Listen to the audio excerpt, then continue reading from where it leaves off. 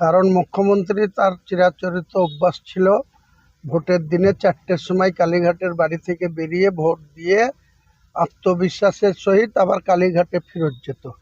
এবারে ভোটের যেদিন পোল হয়েছে ওই 29 এপ্রিল, সেদিন সকাল 8টা থেকে চরকির মতো খেপা হয়ে গিয়েছে এবং পাগলের মতো ঘুরে বেরিয়েছে। মানুষের উপরে যে আস্থা, বিশ্বাস, ভরসা সেটা হারিয়ে গেছে।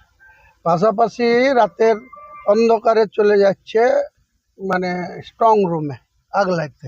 তা মুখ্যমন্ত্রীর আর কোনো লোকজন নেই, মুখ্যমন্ত্রী নিজে চলে যেতে হচ্ছে স্ট্রং রুমে।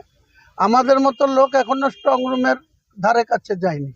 আমাদের লোক আছে, প্রশাসনের উপরে আমাদের ভরসা আছে।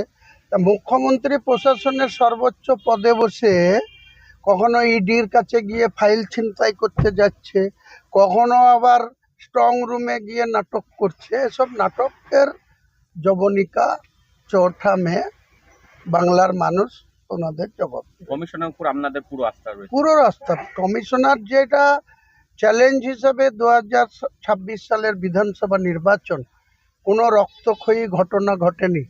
ছোটোখাটো 2-4টে বিষয় ছাড়া এত শান্তিপূর্ণ ভোট হয়েছে, এটা তো জ্ঞানেশ কুমারকে মানে কি বলবো, ধন্যবাদ দিয়ে ছোট করা যাবে না। জ্ঞানেশ কুমার দক্ষ একজন নির্বাচন কমিশনারের ভূমিকা পালন করছে।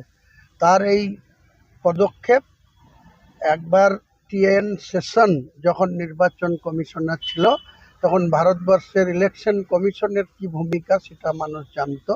আর এবারে গণেশ কুমার আমলে যে নির্বাচন 2021-এ 8 দফায় ভোট হয়েছিল, সেখানে 27 জন মানুষের প্রাণ ঘটনা ঘটেছিল। 2024-এর লোকসভায় 7 দফায় ভোট হয়েছিল, সেখানেও বহু মানুষের প্রাণ গিয়েছিল, হতাহত আহত বহু ঘটেছিল, লুট তারাজ বম্বিং। কিন্তু এবারে ভোটটা দেখুন তো, মুর্শিদাবাদের মতো জায়গায় ফার্স্ট ফেজে 152টা সিটের মধ্যে মুর্শিদাবাদ ছিল, মালদা ছিল, কোনো জায়গায় কোনো ঘটনা ঘটেছে? ঘটেনি।